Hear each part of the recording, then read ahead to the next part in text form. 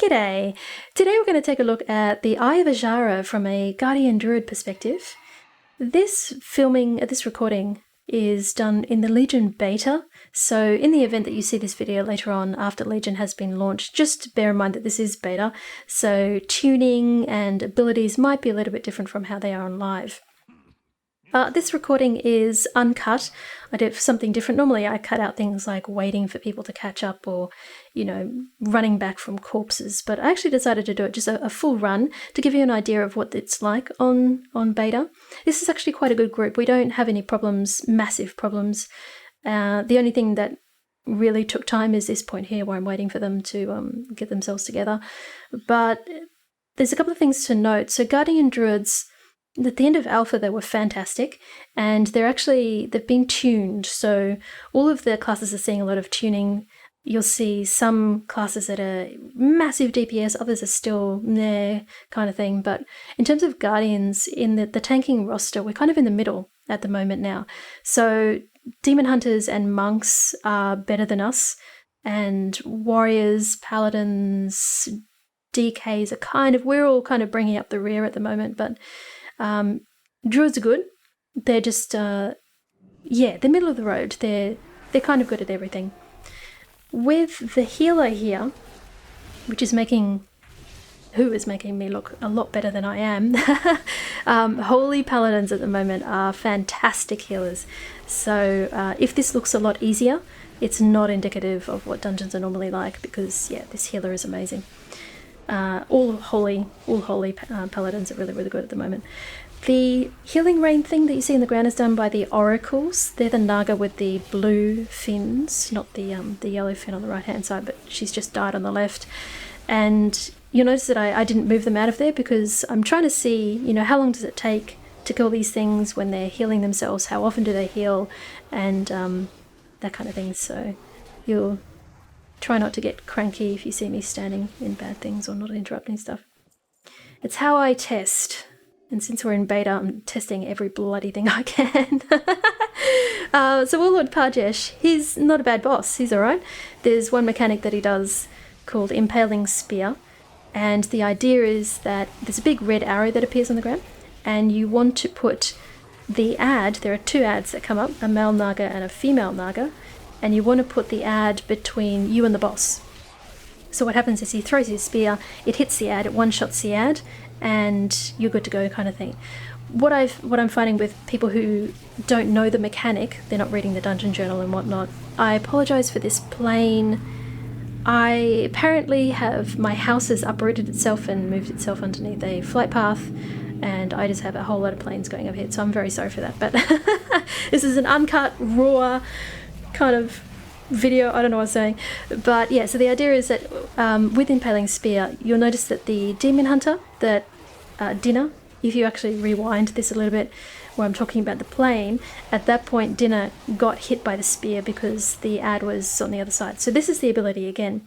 This, you'll notice, the DK is actually standing behind the healer, so instead of the DK getting it, the healer gets the debuff, so you can see her running around with a massive spear, and it actually does a considerable amount of damage. So there's a few abilities like this in Legion dungeons where you can actually quite easily troll people, either by like that kind of situation, standing behind them so they get the mechanic and you don't, or that kind of thing. So if the ad isn't up, technically the tank should probably pick that up.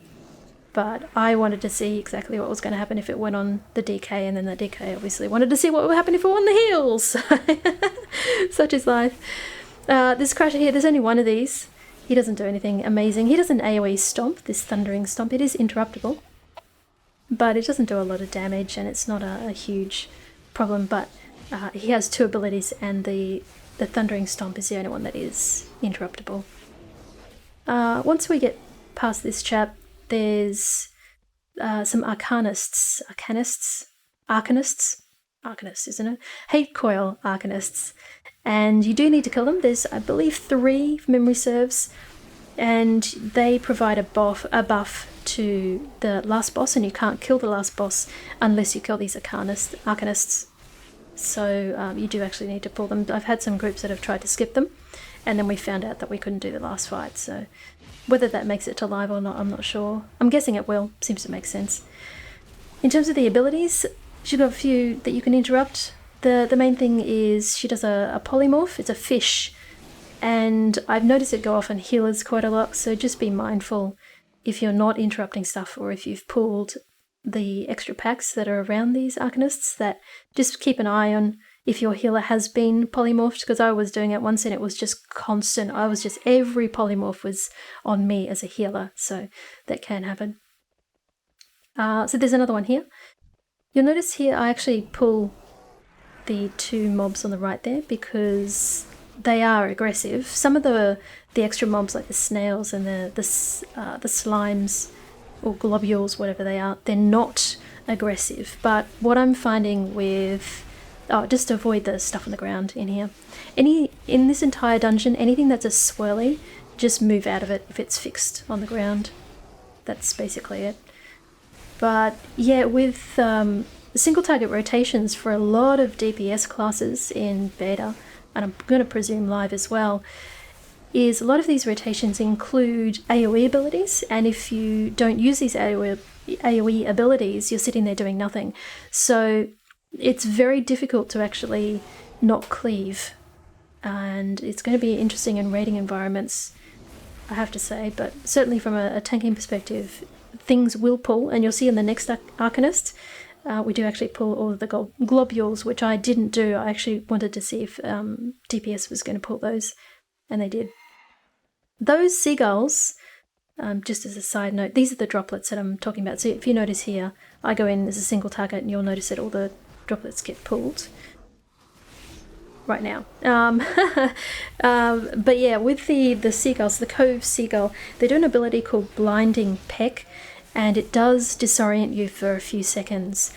So you'll notice on the serpent boss that comes up, I do actually pull one, even though they're not aggressive, but because two of my single target abilities are actually AoE, I do pull them. And you want to kill them, or you want to stun them or something, because that blinding peck is quite irritating after a while, considering how often it goes off. With this boss, she's interesting. There's two main mechanics that you have to watch out for. One of them is when you have to stand in the water, and the other is when you have to get out of the water.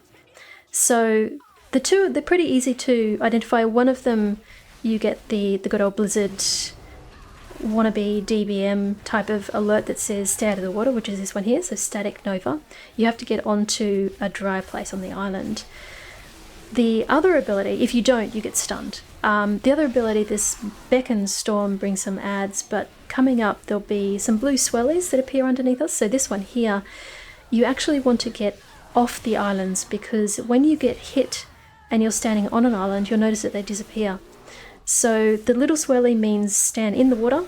The water looks really electrically charged type of thing, get out of the water. It makes sense.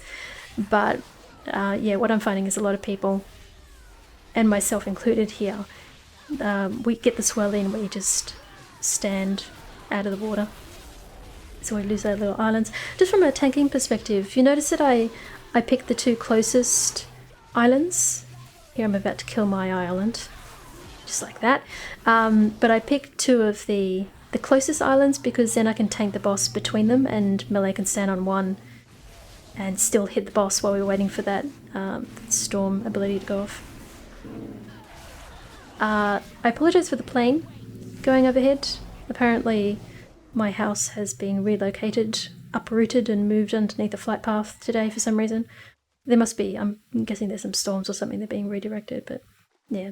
If you hear some random planes, I'm sorry. World War III, what can I say? The hardshell chappy, they didn't do much. They do a frontal cone, but it's not directed at you as a tank, it's just directed at a random person. They start sort of spitting dust and sand at people. So you just need to move out of that if you're targeted by it. The two-headed Hydra type things, the blue ones that we're about to pull, they do a couple of things. There's a bit of an AoE. Those crabs, I just pull the crabs for funsies. they're not too bad. But is it Stormwake Hydra? I think that's it. Yeah, Stormwake Hydra. So he does this rolling storm, which sends out lightning everywhere, which looks really cool. It just bounces outwards, so you just have to avoid the columns of lightning kind of thing. And he also does again, if there's anything on the ground, just avoid the stuff on the ground. The disorient there that you might have noticed is from the seagull. It's not from that, and this is why these seagulls are really annoying. The wind thing here drives me batty. I hate it. Especially when you're a healer and it keeps pushing you out of the way of out of healing range and whatnot. But yeah, it sticks around until the end of the boss. I don't know if it's just meant to be during the encounter, because it is actually in the dungeon journal for Serpentrix. But I don't know if it's meant to exist until the last boss, until you finish the dungeon, because that's what it's doing at the moment. But I kind of feel like it shouldn't, but I'm not sure if that's just a beta problem. There's that spray sand ability that I was talking about from the pincer chap. What's his name? I've forgotten already. I find it really difficult to remember the names of things when I can't see their V-bars as often. Yeah, so Serpentrix, there's a couple of things as a tank that you have to be careful of. As a tank, you want to be on Serpentrix the whole time, because if there's nobody within melee range, he starts casting a massive AoE thing, and it gets really painful, so you just need to get in there and be within melee range. He submerges. I think it's 66 and 33% if memory serves, and you just have to find where he pops up, run back to him, and if he's casting something, interrupt it. The party needs to kill the ants, and you'll notice here that they don't very quickly. They get the hang of it later, but I marked something, but because it's beta, some people want to learn how to do things without being told, so I tend to, I throw a target on the ad, a skull, sorry I should say, target marker, but I certainly didn't tell people what to do, because, sometimes you need to learn for yourself kind of thing. The other thing with the green stuff that's on the ground, it does, I think, about 50k dot or something, so it is a good thing to stay out of. Also, if you're upwind of Serpentrix when he's casting it, it doesn't get to you as quickly. So you'll notice that because I'm downwind, there's not a lot of time to get out of it, but if you position yourself upwind, you can actually control how quickly this happens. So this is where I'm trying to get to the boss, but I'm also trying to mark things. And this seagull on the left is the one that I pull. You'll notice a bit later, I think I thrash or something when he's right on top of me, because the wind is kind of pushing me around. And I think I pull him about now. There we go. So he's stuck on me. Fortunately, you don't have to be targeting the boss for the melee range thing to count. So I swap to the seagull to try and stun him and kill him as quickly as I can. It's not too bad. It's just a case of, you get disoriented, and I mean, as a tank, I don't know about you guys, but as a tank, I hate being disoriented. Disoriented and feared and all that horrible stuff when I don't have control of my cooldowns. Yeah, so I start trying to solo him. He does actually, interestingly, when he stuns me, he goes after the healer. I'm guessing that might be a threat table thing. I'm not 100% sure, because I didn't notice him doing that last time, but that might have been because it was a DPS closer or something. But yeah, just one thing to be mindful of. And that's about it. So as a DPS, just make sure you kill the ads. And as the tank, make sure that you're on Serpentrix the whole time. You can skip past these crab packs. You'll see that one over there pulls them. But you can actually skip them. They do a debuff. It's not too bad. It's a bleed. But it is physical damage, so good old druids and physical damage. We eat it for breakfast. The giant here does a stun. Nothing terribly significant, but there is a pack of murlocs that'll come around from the left. So you'll notice my mouse hovering over there. I'm trying to do a Moonfire macro on it, because I've got a mouse over Moonfire macro, which is how I pull extra mobs and ranged mobs and that. but trying to get them in range of Moonfire. The healer, you'll notice here, took a fair bit of damage. I believe that's because the Murlocs do the debuff, but I'm not 100% sure because Holy Pallies also just sacrifice themselves a lot. So sometimes healer damage intake is not because they're actually taking damage, it's because they're dealing damage to themselves while they're healing people. But I think there is, I believe, I'm not 100% sure, but I think the Murlocs do a dot on people. These little, are they Gilblin? But what are they? Biter brine. Bitter brine. Biter brine. They have a nice little selection of poisons, which is always nice.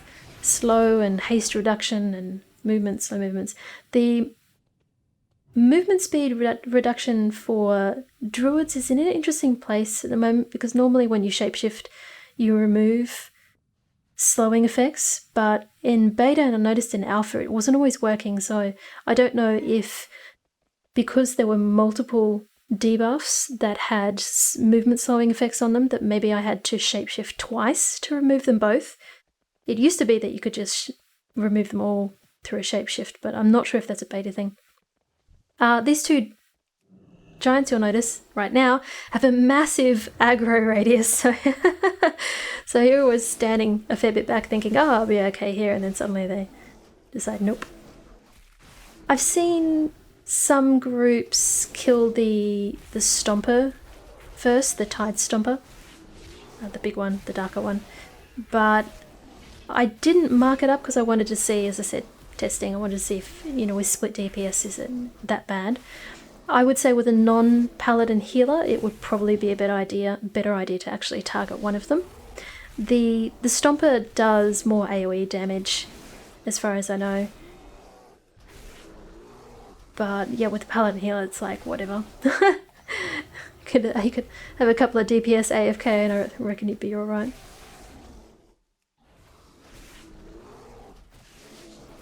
Once again, swirlies on the ground, just move out of them.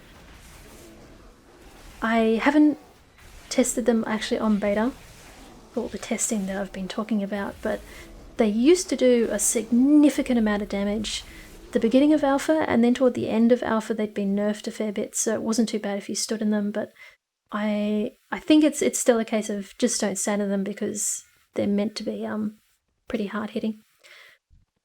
So King Deepbeard here, he has a couple of abilities. As a tank, there's nothing too much to worry about. There's this Ground Slam is an ability that you can move out of. It has a cast bar, and it is actually a good idea to move out of it. It does about 750k damage, and it ignores armor. Not absorbs from what I know, but it does ignore armor. And you'll notice that I'm taking about 370, 380k. So I think, I have a feeling that's not meant to be the case, and you're meant to take the full 750, so it should be just a move out of the way of it. These blue discs on the ground are a bit crazy. They remind me a bit of the twins. The fire lines. God, what is that dungeon? I can't even think of it now. Is it Heimel? The twins in Heimel, where you've got the fire lines, but they don't move straight. Like, they have a bit of a pattern to them. So these little circles, if you watch one, you'll notice that they don't actually move in a straight path. They have a slight bit of an arc, which can make them a little bit challenging to avoid. They don't do too much damage, but, to make your healer happy, not standing in the shit is good. The bubble effect, which doesn't really matter for tanks because you take damage all the time, but you notice on the right hand side the DK is running around with a bubble. You need to take damage to remove the bubble, because if you don't, you will do an AoE explosion on everybody. I think it's like 850k or something like that. So if you get the bubble on you, as a tank, it just, as soon as the boss hits you, it removes it. But with DPS and healers, you do need to then stand in something to take damage so that you remove that bubble. Then we have the last boss. So if you find that you're doing a pug and there's lightning coming off the boss and it's killing you, that's because you didn't kill the 3 Arcanists. So if that ever happens, just go back and kill the Arcanists and then you'll be right. Once again, stand out of the bad. So there's, I think, four of these. These are the abilities that the boss does, of course, because that's how Blizzard teaches people the boss mechanics, by showing you in the trash. So there is this arcane bomb type thing. It is magic damage. It is dispellable. A magic class debuff. It is dispellable. The paladin doesn't dispel it, so I think I'd check before we pull the last one to see if there was a dispel. I wasn't sure if it was maybe not working or they didn't try, but it didn't record one, so I'm presuming it's working in beta, but it is magic class. The other abilities, there's some waves. There's, again, the swirlies on the ground to avoid. The arcane bomb, it does actually go on me at the end of this fight here. But if it's not dispelled and it hits whoever it's targeted, it stuns them for, I think, 5 or 8 seconds or something like that. So here I've got it now. You'll see I mouse over on the debuff in a bit. So massive arcane bomb is seeking your magic. And then I get stunned when it lands. Shazam! So about 6 seconds. There you go. This storm ability is interruptible. Because it's AoE, I figured I would interrupt that. I have a plane, apparently. The plane is not part of the fight. That's just a plane wanting to be famous on YouTube or something. I don't know. Don't land on my house, please. Alright, so this is the last boss. Oh, I'm just checking the dispels. Seeing if there were any. So all of those abilities that we just saw on those 4 packs is in this one. And you'll also notice the wind ability, the one that's pushing us around. That's also present for this fight as well, which is kind of why I'm not 100% sure it's meant to be the entire time. But it gets a little bit annoying when you're getting pushed around all over the place. So there's the arcane bomb. You've got some waves that are going around. It really is just a case of... he is also in execute range the entire fight, which is nice if you're a warrior. But it's not a terribly difficult fight as long as you just watch your feet. And it's all good. One thing that you have to be careful of is he is quite large, so as a healer you just have to make sure that you don't range your healer. I should say as a tank, don't range your healer. So I'm trying to stay as close to the boss as possible. If you go into the water, you do start taking damage.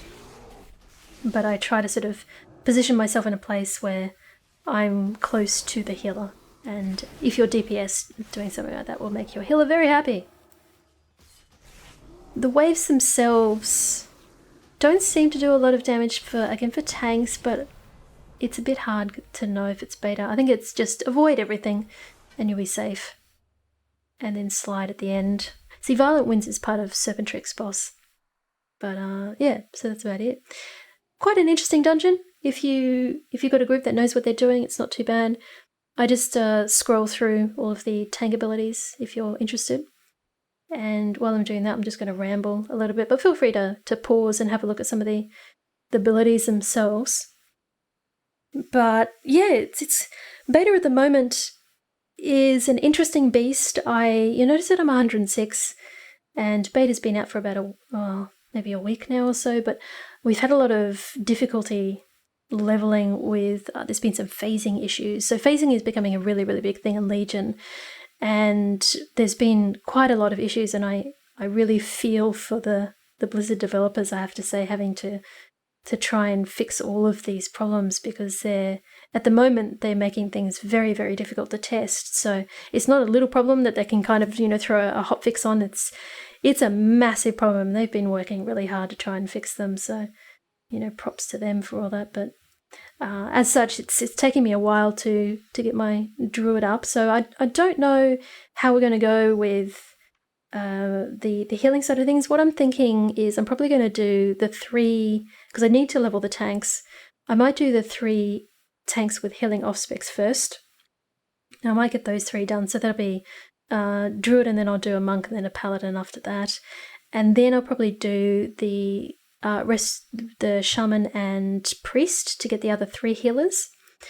And then I can do the healing video, and then at the end of the expansion, at the end of the beta testing, I'll hopefully have all of the tanks done. I can do my last tank ranking video and make a decision on what I'm going to play on live. We're getting there.